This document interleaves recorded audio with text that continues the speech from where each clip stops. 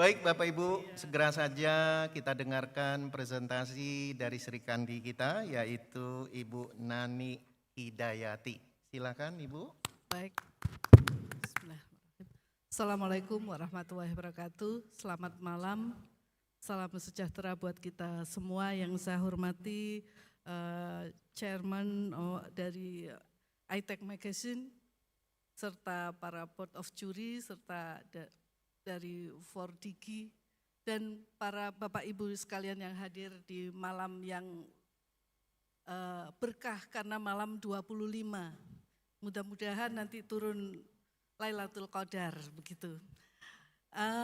Saya agak malu sebenarnya kalau bicara tentang teknologi IT. Kenapa? Karena nomenklatur saya sebenarnya Direktur Keuangan dan Manajemen Risiko. Tetapi karena di Pelni itu tidak ada direktur yang IT secara spesifik, maka pada saat saya masuk ke Pelni diberi tambahan tugas sebagai penanggung jawab IT Pelni. Beruntungnya pada saat di perusahaan yang lama, saya banyak bersentuhan dengan IT, termasuk dengan Pak Fajrin. Kalau Pak Fajrin masih ingat, tahun 2017 itu saya keliling dengan beliau untuk memperkenalkan platformnya beliau gitu, bersama BRI gitu, bersama IDEA ya Pak ya. Jadi digitalisasi buat saya bukan hal yang asing karena kebetulan di penugasan ke saya sebelumnya termasuk bagian dari generasi pertama Brimo itu adalah hasil dari tim kami di BRI. Dan pada saat terakhir saya di BRI juga pegang operation yang banyak bersentuhan dengan digitalisasi, baik itu tools untuk tim marketing maupun untuk customer. Nah, tidak panjang lebar karena itu pengalaman yang panjang saya di perusahaan sebelumnya, jadi memudahkan saya untuk menjalankan yang ditugaskan oleh direktur utama kami untuk memegang divisi IT. Tidak kenal maka tidak sayang. Pelni ini sebenarnya dunia laki-laki, tapi kata Pak Irnanda bahwa cocok dikelola oleh perempuan karena kapal itu mother vessel gitu ya. Jadi kami di direksi Pelni itu 3 ibu-ibu dari 6 direksi BOD 50%. Kami ingin menjadi perusahaan pelayaran dan logistik maritim terkemuka di Asia Tenggara, itu visi kami. Dan tentu saja tugasnya CEO adalah mendeliver visi itu menjadi realitas. Dan sebagai tim of BOD tentu kami harus mengimplementasikan itu menjadi suatu kenyataan. Salah satunya adalah bagaimana kita itu menghubungkan Pelni itu 2 dunia, air dan darat, amfibi ya. Dan itu culture-nya sangat berbeda sekali antara SDM di darat dan SDM yang di kapal tentunya. 2/3 SDM kami berada di atas kapal dan itu culture yang terbentuk pasti akan cukup membuat kami tertantang untuk membuat digitalisasi yang menghubungkan kapal di laut dan di darat. Bagaimana kita real time itu bisa terjadi. Maka pada saat pertama kali dari kapal 50 kapal perintis dan 32 kapal penumpang yang milik Pelni, itulah yang kami kelola. Kami menyinggahi 60% port di Indonesia, di seluruh Indonesia itu kami singgahi, jadi memang areanya termasuk di 3 TP yang seringkali blank spot.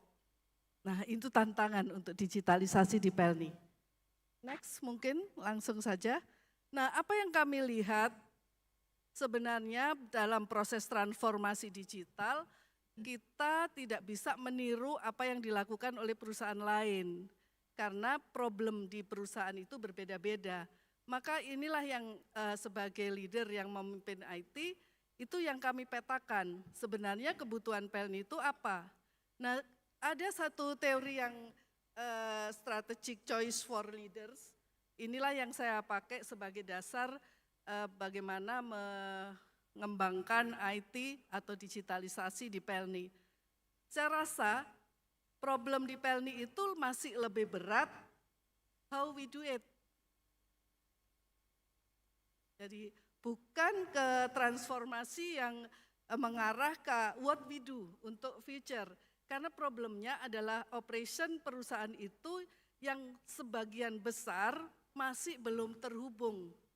Kalaupun ada satu sistem, sistemnya tidak tally antara sistem satu dengan sistem yang lain. Maka itulah yang kami benahi dengan pemetaan seperti itu, kami melakukan redesign arsitektur Pelni menjadi lebih agile dengan membangun satu basic system yang berdasarkan microservices.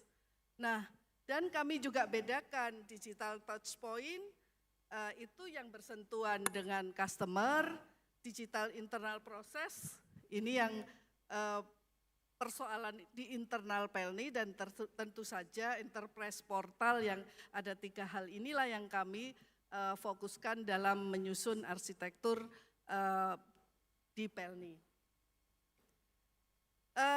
Yang kedua, tadi karena persoalannya data itu tidak tally antara satu aplikasi atau sistem yang satu dan yang lain, maka data warehouse itu sangat penting supaya kita bisa mempelajari dan memanfaatkan bagaimana learning dari suatu aktivitas baik itu dari customer maupun perilaku-perilaku di Pelni, di internal Pelni dalam proses bisnisnya. Jadi cakupannya seperti ini sebenarnya tidak terlalu kompleks karena aktivitas Pelni itu sebenarnya hanya operate kapal, melayani penumpang dan transaksi finansial serta memproses seluruh rangkaian itu menjadi satu proses yang terintegrasi. Itulah intinya. Next.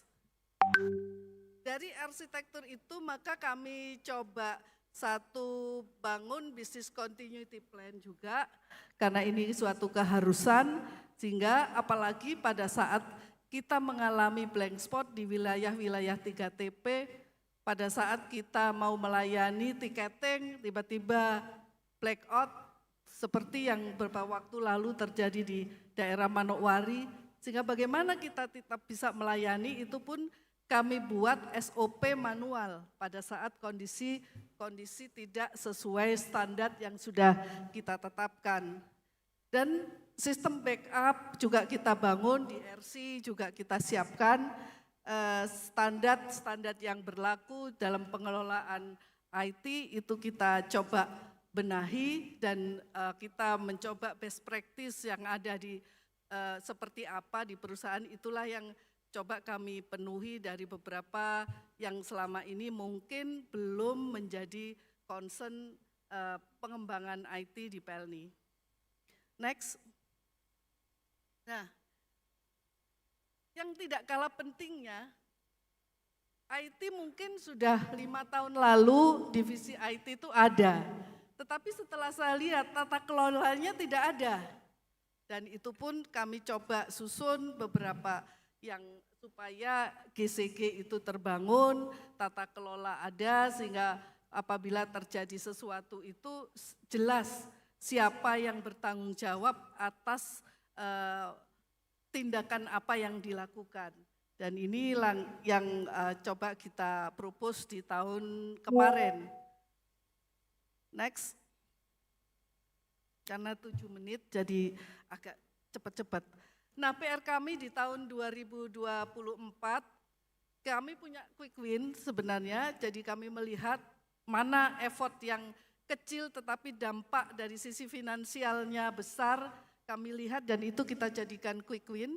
Yang pertama pengembangan e-boarding pass. Jadi selama ini masih paper based dan itu kita akan lakukan di tahun ini dengan tiketing yang pakai elektronik sehingga itu kita juga sejalan dengan program ESG yang mengurangi paper based. Pengembangan warehouse management system ini enggak kalah penting karena sebaran kapal itu di seluruh Indonesia, pada saat spare part itu bertebaran kemana-mana, sistem tidak terkoneksi dengan sistem pembukuan dan itu menyebabkan adanya peluang-peluang untuk kerugian secara finansial.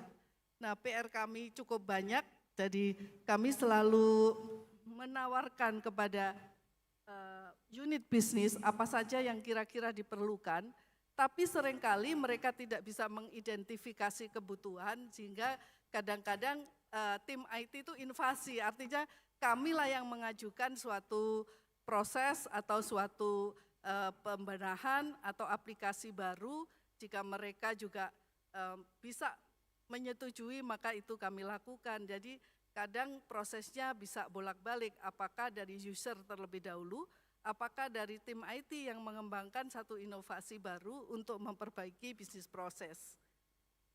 Next. Nah, inovasi dan transformasi bisnis kami saat ini cukup bisa berbangga karena kami juga punya aplikasi mobile untuk pembelian atau transaksi tiketing, dan ini juga sudah terkoneksi di Livin maupun aplikasi BCA itu juga sudah bisa dilakukan pembelian tiket Pelni mulai tahun ini, dan ini nanti yang kolaborasi seperti ini terus kita kembangkan, dan pada saatnya nanti bisa saja Pelni Mobile ini juga bisa kami kembangkan dan berkolaborasi dengan mungkin dengan Insurtech dan lain-lain yang bisa mengembangkan bisnis baru di Pelni dengan kolaborasi dengan pihak-pihak ketiga. Nah, memang masih kalau kita lihat persentasenya dari penggunaan Pelni Mobile itu dari 5,2 juta penumpang Pelni baru tahun lalu kami launching secara besar-besar itu sekitar 10% lah. Nah, tahun ini kami yakin bisa terus bertumbuh karena tidak hanya kita launching Pelni Mobile, tetapi kita juga buatkan program untuk awareness, baik itu untuk internal pekerja Pelni yang kita targetkan untuk bisa mensosialisasikan kepada customer Pelni, tetapi kami juga melakukan shifting habit dari customer Pelni. Ini PR buat kami karena Pelni itu customernya belum digital savvy karena masih middle low, bahkan cenderung memang lebih besar dari kalangan yang ekonomi, yang jangankan untuk melakukan transaksi digital. Mungkin memahami bahwa handphone itu bisa dipakai untuk apa saja itu mungkin masih jauh. Dan bahkan untuk wilayah-wilayah timur ini tantangan buat kami karena mengedukasi tentu dengan beragam latar belakang dan culture itu PR, dan kami yakin kami akan bisa untuk mengedukasi terus-menerus customer kami untuk beralih dari manual ticketing ke mobile. Nah, yang tidak kalah penting tadi saya bilang bahwa Pelni itu ada dua dunia, darat dan laut. Sudah berpuluh tahun sejak Pelni lahir, 72 tahun lalu, kita itu tidak terkoneksi dan baru mungkin 5 tahun terakhir kami menggunakan sistem komunikasi kapal yang menggunakan satelit. Dan yang tidak kalah pentingnya saat ini, real time kami bisa melihat apa saja aktivitas di atas kapal itu. Beberapa waktu lalu memang CCTV ada, tetapi baru bisa mengirim snapshot atas foto.